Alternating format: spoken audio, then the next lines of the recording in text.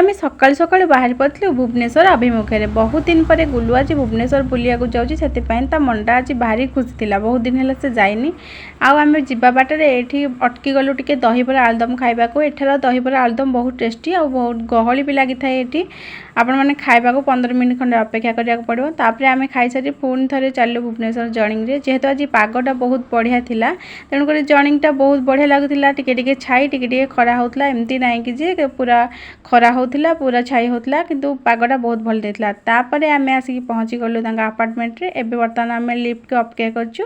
Lift PG अच्छी तो आम ये वेट करछु। तापर आम जीवु एबे गुलु जेहेतु आसी सी मत न नहीं कि भी हेले कुआड़े जाइनी तो से मत डाकिला। तापर आम मिसिकी चलू।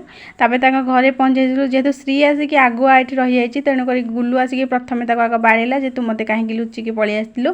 तापर ये समस्त सागे गेल होगला। तापर मुझे गोटे तरकारी बन दूसरी जोटा कि आलू कषा आउ यहाँ हूँ गोटे छोट आलू कषा जोटा कि आम एपटे मिले से बहुत साइड्रे मिले जोटा कि पहाड़ी आलू भी कहुए।